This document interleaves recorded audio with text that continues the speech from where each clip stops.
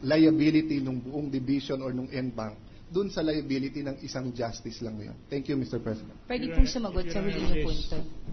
Your Honor, please, may I ask Defense for... Counsel.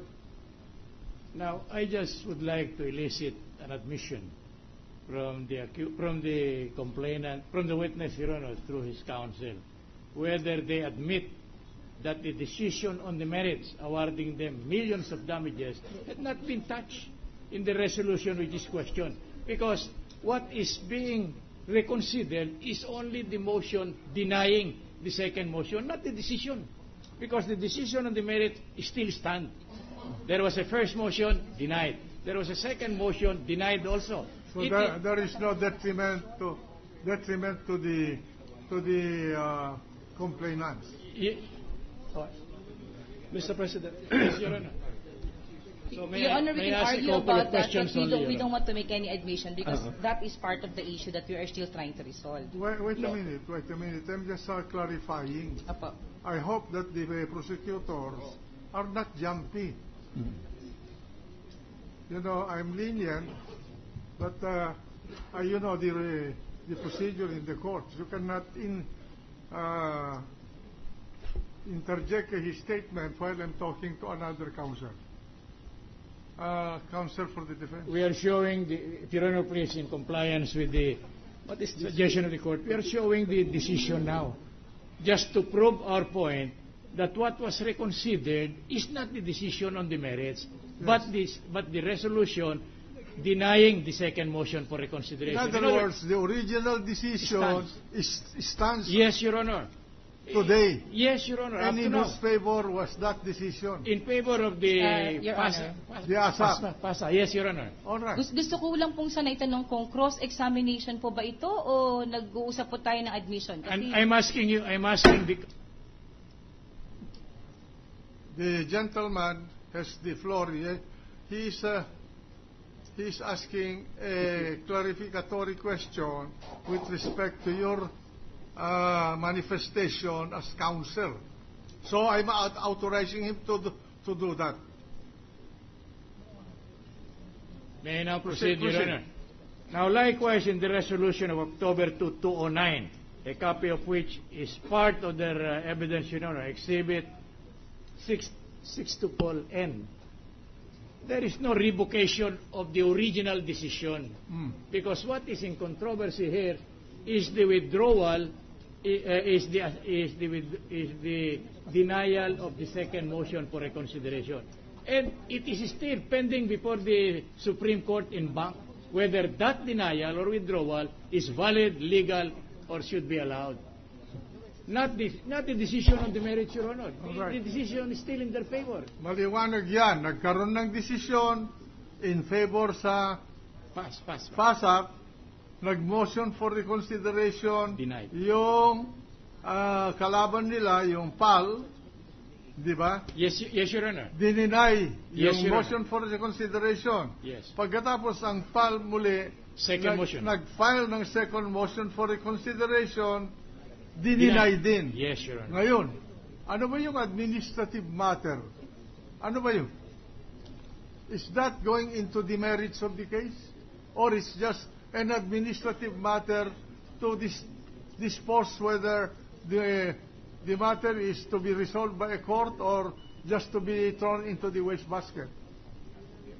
Pwede na po. Oh, I'm addressing the question to the prosecution. Babasahin ko po. The court furthermore resolves to re-raffle this case to a new member in charge. Ang ibig sabihin po, To re-raffle.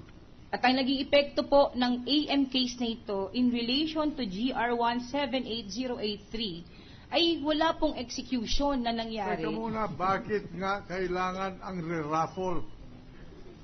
Hindi po pinaliwanag. Ang naging epekto po, No, tinanong mo ba bilang abogado bago mo ginawa itong articles of impeachment, bakit kailangan ang re-raffle? yun po ang ipipresenta natin ngayon po sana sa kasong No, ito. as a matter of procedure, you are a lawyer, you should know. Sa ngayon po ay may pending MR. Ang mga partido po ng FASAP dito sa AM case na ito. At yun nga po ang gusto nilang linawin sa korte na nagbigay ng resolution dated October 4. Kung ano ang basihan, bakit ni-recall ang desisyon kung 2 beses na itong dineclare na final and executory doon sa GR number 178083. Ang tinatanong ng presiding officer, yung administrative matter na binanggit ninyo, ano ba yun? To re-raffle yung first motion for reconsideration. Sinong division ang nagkuhan nun? Decide nun? Third division po. Third division. Yung first motion for reconsideration, sino ang nag-decide? Third division po. Third division. Noong desisyonan yung nung ginawa yung denial nung second motion for reconsideration by the third division, yung bang mga member ng third division ay pareho ng member na nag-decide dun sa first motion for reconsideration? Hindi na po, Your Honor, kasi po may mga nag-retire na po sa kanila. Ganon. At 2 beses pong nagkaroon ng reorganization. Sa kaalaman ko kasi, kung ang pwede lang mag-participate sa desisyon sa tungkol sa isang kaso ay kung sino lang yung mga duminig ng kaso. Yung mga iba na nandun sa division na hindi duminig, ay hindi sila pwede makialam. Apo. Hindi ba? Kaya tinatanong ko yan, baka nagkaroon ng diferensya yung problema ng membership ng third division. Wala po. Yun pong mga nag-decide po ay laging kompleto every time may decision, Your Honor. Okay. Pero dun sa decision ng second motion for reconsideration na sinustain yung first motion for reconsideration ay iba na ang composition ng third division. Apo. Okay. Counsel for the defense. I'll just make a short manifestation, Your Honor. Proceed. I had a hard time convincing myself, Your Honor, to the status of the main decision, because it was never mentioned in the order of recall that the decision on the merits shall be the subject matter of deliberation, Your Honor. What is merely referred to the court in bank is the correctness, the accuracy, and the validity of the recall of the second motion for reconsideration, Your Honor. Not the main decision. I do not agree with that. But I cannot object because, according to the rules, Your Honor, we cannot argue with the member of this court, Your Honor. So I just made it of record to make the stand of the defense clear and categorical, Your Honor. Thank you, Your Honor. Noted. Mr. President. The gentle lady from Taguig. Thank you. Mr. President, I recall, I think it was yesterday, we had asked for a memorandum on the functions of the, as compared to any acts or omissions committed by other members of the division or the NBank. So we need to make this distinction, similar to what Senator Allen has said. Otherwise, I cannot still follow why this becomes the responsibility of the Chief Justice, and we have already taken up 2 days on this matter. Thank you. We'll make sure, Your Honors, that will be included in the memorandum of authority.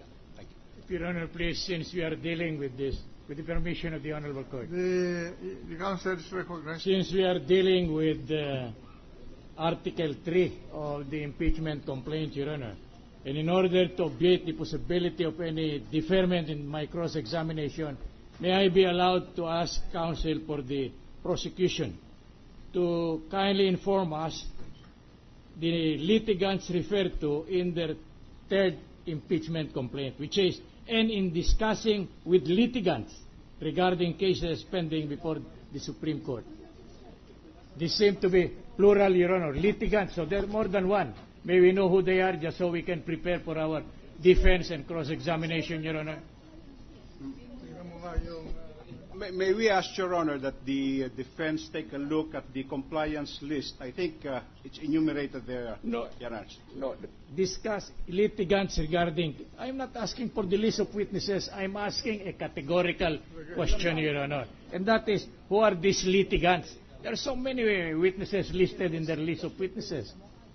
I am not supposed to swallow hook, line, and sinker every name stated in there. I just want to know, Your Honor, in behalf of the impeached public official, the litigants they are referring to in this complaint. If there is none, then we will be content with that statement. None other except What Mr. paragraph of... Except, Number 3, Your Honor, the last portion thereof. And in discussing with litigants regarding...